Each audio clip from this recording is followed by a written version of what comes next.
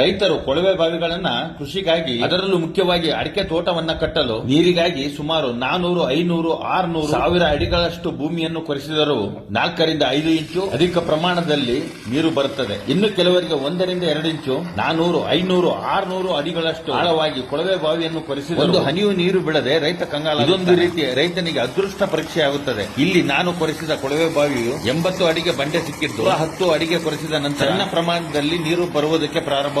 ಸುಮಾರು 420 ಅಡಿ ಕೊರೆಸಿದರು ಯಾವುದೇ ನೀರಿನ ಸ್ತರಗಳು ಆರಂಭದಲ್ಲಿ ಸಿಕ್ಕ ಕಪ್ಪು ಬಂಡೆ ಹಾಗೆಯೇ ಮುಂದುವರಿಯಿತು. ಅಷ್ಟರಲ್ಲಿ ಬೋರ್ವೆಲ್ ಲಾರಿಯಲ್ಲಿರುವ ಡ್ರಿಲ್ಲಿಂಗ್ ರಾಡ್ಗಳು ಖಾಲಿಯಾಗಿ ಇನ್ನಷ್ಟು ರಾಡ್ಗಳನ್ನು ತರಿಸಲು ಅದೆಷ್ಟು ಬೇಡಿಕೊಂಡರು ಆ ಬೋರ್ವೆಲ್ ಲಾರಿಯವರು ಯಾವುದೇ ಪ್ರಯೋಜನವಿಲ್ಲವೆಂದು ಹೇಳಿ ನಿಲ್ಲಿಸಿಯೇ ಬಿಟ್ಟರು. ನಿರಾಶೆಯಿಂದ ಹತಾಶನಾದ ನಾನು ಅವರು ಹಾಕಿದ್ದ 80 ಅಡಿ ಕೇಸಿನ್ ಪೈಪ್ಗಳನ್ನು ಹೊರತೆಗೆಸಿದೆ. ಸುಮಾರು 420 ಅಡಿಗಳಷ್ಟು ಕೊರೆಸಿದರು ಸರಿಯಾದ ನೀರು ಬೀಳದೆ ಹತಾಶನಾದ ನಾನು 7 ಇಂಚಿನ ಪಿವಿಸಿ ಪೈಪ್ ತಂದು ಟ್ರಾಕ್ಟರ್ನ ಸಹಾಯದಿಂದ 80 ಅಡಿಯವರೆಗೆ ಇಳಿಸಿದೆ. ನಂತರ 3 HP 20 ಸ್ಟೇಜ್ ಪಂಪ್ ಅನ್ನು ತಂದು ವಿಫಲವಾಯಿತು ಎಂದು ಹೇಳಿದ ಬಾವಿಗೆ ಇಳಿಸಿ ನೀರನ್ನು ಎತ್ತಿದಾಗ 2 ಇಂಚ್ ಪಿವಿಸಿ ಪೈಪ್ ನಲ್ಲಿ ಬರುವ ನೀರನ್ನು ಕಂಡು ತುಂಬಾನೇ ಸಂತೋಷವಾಯಿತು.